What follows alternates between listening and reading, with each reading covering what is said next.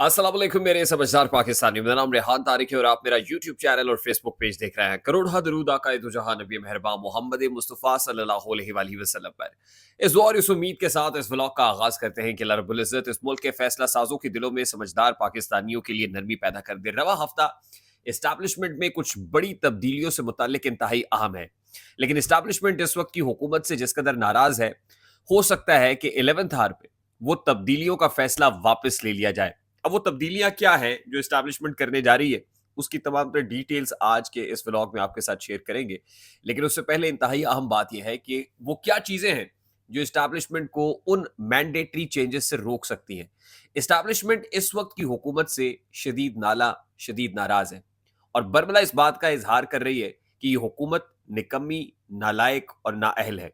Establishment के हरकारे media में आकर ये बता रहे हैं कि निकम्मी हुकूमत ने आईनी तरमीम तक पास नहीं की, बावजूद इसके कि आपको नंबर पूरे करके दे दिए, बावजूद इसके कि पाकिस्तान तहरीक इंसाफ के लोगों को तोड़ा गया, लेकिन क्या वजह है कि आप अपने नंबर पूरे नहीं कर सके? वो वजह क्या है? मैं सबसे पहले ये चाहता हूं कि उस वजह पर रोशनी डाली जाए। इस वक्त की जो हुकूमत है, ये हुकूमत भी डबल फेस्ड है। ये माइनॉरिटी गवर्नमेंट है। माइनॉरिटी गवर्नमेंट के बहुत सारे प्रॉब्लम्स होते हैं। इसमें जाहिर है हुकूमत को अपने नंबर्स पूरे करने के लिए अपने इत्तेहादियों को साथ लेकर चलना पड़ता है। बड़ी इत्तेहादी पाकिस्तान पीपल्स पार्टी है, जो हुकूमत में नहीं है, आईनी ओहदों पर मौजूद है, यानी हुकूमत से भी ज्यादा ताकतवर है। पाकिस्तान मुस्लिम लीग नून के अंदर भी इस वक्त दो धड़े हैं। एक धड़ा शहबाज शरीफ का है, जो बराह रास्त हुकूमत में यानी बतौर वजीर आजम मौजूद है, और दूसरा नवाज शरीफ साहब का है, जो जिनकी सियासत शहबाज शरीफ से बहुत फर्क है। अहम खबर यह है कि जिस रोज नवाज शरीफ साहब बजरिया हेलीकॉप्टर अपने भतीजे हमजा शहबाज के हमरा इस्लामाबाद वजीर आजम हाउस पहुंचे थे, तो उस वक्त नवाज शरीफ साहब को वो मुसवदा जो बकौल आजम नजीर तारड़ के तकरीबन 7-8 बजे हुकूमत के हाथ लगा, यानी आप सितम जरीफी देखिए कि वो जिसको मुसवदा ड्राफ्ट करना था, यानी जो वजीर कानून है आजम नजीर तारड़, वो आके ये कह रहा है कि जी मुसवदा मिल गया है। यानी या तो मुसवदा खोया हुआ था, या मुसवदा अभी तक आपके पास था ही नहीं, वो हवा में मुअल्लक था। आपने कहा हमें मिल गया है और आपने इस खुशी का इजहार किया। असल में आप लोगों को ये बता रहे थे कि आप कितने बेइख्तियार हैं, कि आपके पास मुसवदा ही नहीं है। जब वो मुसवदा मिल गया तो यकीनन जो पार्टी सुप्रीमो है, कायद है मियां नवाज शरीफ साहब, जो लाहौर से स्पेशली परवाज भर के, उड़ान भर के इस्लामाबाद पहुंचे थे, वो उनको भी दिखाया गया होगा। और जब उन्होंने देखा जिस वक्त मुसवदे के जो खदोखाल हैं वो उन तक पहुंचे, तो मौलाना फजलुर रहमान साहब तक तो क्या पहुंचना था, जिसके लिए मियां नवाज शरीफ साहब से फरमाइश की गई थी, इस ख्वाहिश का इजहार किया गया था कि आप मौलाना को मनाइए, वो उल्टे पांव लाहौर वापस लौट गए। यानी उसके अंदर जो कुछ था प्रिंसिपली नवाज शरीफ साहब ने उससे अग्री नहीं किया और वो लाहौर वापस चले गए। अब नवाज शरीफ और मौलाना फजलुर रहमान दोनों बहुत ज्यादा करीब भी हैं, दोस्ती भी है, एक दूसरे की सियासत को कॉम्प्लीमेंट भी करते हैं।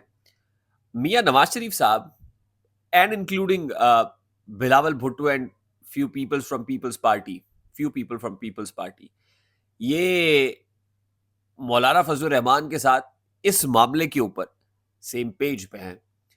और वो सेम पेज ये है कि बहुत सारी जो शिकें इसमें डाली गई हैं आईनी तरमीम की, वो मुनासिब नहीं है। हत्ता कि पाकिस्तान मुस्लिम लीग नून के अपने लोग ये कह रहे हैं कि ये तरामीम कतन जस्टिफाइड नहीं है, ये पार्लियामान को मजबूत नहीं, पार्लियामान को कमजोर करेंगी। ये कुछ अफराद को इतना मजबूत कर देंगी कि कल को पार्लियामान अपनी ताकत लेना भी चाहेगी तो शायद बहुत मुश्किल हो जाएगा, क्योंकि 2/3 अक्सरियत तो किसी को मिलती नहीं है। और अगर कोई आईनी तरमीम होनी भी है तो जाहिर है वो इस्टेब्लिशमेंट की मदद से, उनकी सहूलत कारी के बगैर तो हो नहीं सकती। और फिर कल को इस्टेब्लिशमेंट वो सहूलत क्यों मुहैया करेगी कि 2/3 अक्सरियत के साथ कोई आईनी तरमीम हो सके, क्योंकि इस्टेब्लिशमेंट तो अपना काम कर गुजरेगी।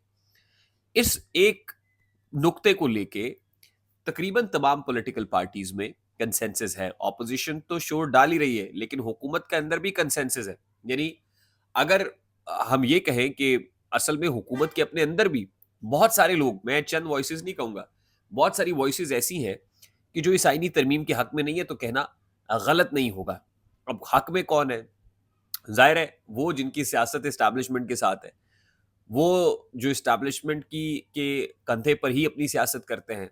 और वो सबको पता है कि इस वक्त तो वो वजीर आजम शहबाज शरीफ साहब है, ان کی طرف سے ضرور اچھل کود کی جا رہی ہے، مگر ان کے ہاتھ پاؤں بھی بندھے ہوئے ہیں. نواز شریف صاحب جب تک نہیں چاہیں گے اور پھر ظاہر ہے آپ کے پاس نمبر تو پورے نہیں ہے. اب اسٹیبلشمنٹ یہ کہہ رہی ہے کہ ہم نے آپ کو بندے توڑ کر بھی دے دیے، سب کچھ کیا، مگر آپ اس کو کرا نہیں پائے. تو بھائی اسٹیبلشمنٹ کو اس چیز کی ریئلائزیشن ہو رہی ہے کہ حکومت کرنا نہیں چاہتی ہے، حکومت نہیں چاہ رہی کہ کچھ کرے. اچھا اب پھر اسٹیبلشمنٹ کیا کرے گی؟ اب اسٹیبلشمنٹ ہر ممکن کوشش یہ کر رہی ہے کہ کسی طریقے سے وہ جو سپریم کورٹ آف پاکستان کی وضاحت آئی 8 ججز کے معاملے کے فیصلے کے اوپر، منصور علی شاہ صاحب نے ایک نوٹ لکھا اور اس میں 41 جو ممبران ہیں جو آزاد امیدوار کہے گئے تھے مخصوص نشستوں کے فیصلے پر، کہا گیا کہ پاکستان تحریک انصاف کے سرٹیفکیٹ جمع کرائیں، پی ٹی آئی کے لوگ ہیں. اس پر جو deputy registrar supreme court of Pakistan ہے انہوں نے خط لکھا اور کہا کہ اس فیصلے بارے نہ تو رجسٹرار کو نہ فریقین کو بتایا گیا اور اس کو سپریم کورٹ آف پاکستان کی ویب سائٹ پہ اپلوڈ بھی کر دیا گیا، میڈیا تک بھی پہنچا دیا گیا. یہ کیسے ہو گیا؟ یہ تو بہت انجسٹیفائڈ ہے. اور اسی معاملے کو لے کر الیکشن کمیشن آف پاکستان کا گزشتہ روز بھی ایک اجلاس ہوا. میں نے آپ کو بتایا تھا کہ سکندر سلطان راجہ صاحب کو لیا جانا تھا، نہیں گئے، اسلام آباد میں رہے. یعنی اب دوسرا راستہ اسٹیبلشمنٹ لے رہی ہے، پلان بی، کہ حکومت کے پاس کوئی آپشن نہ رہے، ہم آپ کو آپ ہی کے نمبر پورے کر کے دے دیتے ہیں. نون ہے نا، نون تحریک انصاف کی کچھ سیٹیں گرائیں گے، گنتی کے اندر ایکسپوز کریں گے، یا پھر وہاں سے جو آزاد امیدواران ہیں ان کو توڑیں گے اور الٹیمیٹلی آپ کو گولڈن نمبر پورا کر کے دے دیں گے. تو پھر آپ کے پاس کوئی وجہ، کوئی عذر باقی نہیں بچے گا. تو اسٹیبلشمنٹ کی جانب سے ہر یوں کہہ لیجئے کہ ہر طور کوشش کی جائے گی، بھرپور کوشش کی جائے گی کہ کسی نہ کسی انداز میں ہفتے 10 دن کے اندر اندر ہی یہ معاملہ کرا لیا جائے. لیکن اگر اس میں کوئی ریزسٹنس ہے، کوئی مزاحمتی دیوار بنا ہوا ہے، تو وہ اسٹیبلشمنٹ نہیں ہے، وہ حکومت ہے. اور اب یہ خبریں سامنے آنا شروع بھی ہو گئی ہیں کہ ڈیوائڈ اینڈ رول کی پالیسی پہ عمل کرتے ہوئے مختلف ڈرافٹ تیار کیے گئے تھے. پیپلز پارٹی کے پاس ڈفرنٹ ڈرافٹ تھا، مولانا کو ڈفرنٹ ڈرافٹ دکھایا جا رہا ہے، نون کو ڈفرنٹ ڈرافٹ دکھایا جا رہا ہے، اور پھر وہ ڈرافٹ آؤٹ کر دیا جاتا ہے میڈیا میں. ظاہر ہے اسٹیبلشمنٹ تو نہیں کرتی، حکومت کے کچھ لوگ کر دیتے ہیں. تو حکومت پریکٹیکلی جو ہے وہ جس سمت میں چل پڑی ہے، چل نکلی ہے، وہ بہت معنی خیز بھی ہے اور بہت زیادہ ڈوئل فیسڈ بھی ہے. اچھا اس کے بعد آج 17 ستمبر ہے، اور 17 ستمبر ہی کے روز D G I S I lieutenant general Nadeem Anjum کو ایکسٹینشن دی گئی تھی. یہ ایکسٹینشن 1 سال کی تھی، غیر معینہ مدت تک کے لیے تھی. یہ اسی ہفتے واضح ہو جائے گا کہ جنرل ندیم انجم صاحب اپنے عہدے سے سبکدوش ہوتے ہیں اور نیا ڈی جی آئی ایس آئی آتا ہے، یا ندیم انجم صاحب کو ہی کنٹینیو کیا جاتا ہے. اس کے ساتھ ساتھ اسٹیبلشمنٹ میں کچھ اور بڑی تبدیلیاں بھی رونما ہونے جا رہی ہیں. As far as transfer postings are concerned, Nadeem Anjum sahab ہوں گے تو پھر فیصل نصیر صاحب بھی ہوں گے، اور کچھ ایسے، اور ظاہر ہے کہیں سے کوئی آفیسر آ کے وہ ڈی جی آئی ایس آئی کا عہدہ سنبھالے گا بھی. لیکن اگر اسٹیبلشمنٹ نے یہ سوچا ہے کہ تبدیلی کرنی ہے، اب establishment at this point in time جتنی غصے سے بھری ہوئی ہے، وہ چاہتی تو یہی ہے کہ اسٹیٹس کو برقرار رکھا جائے.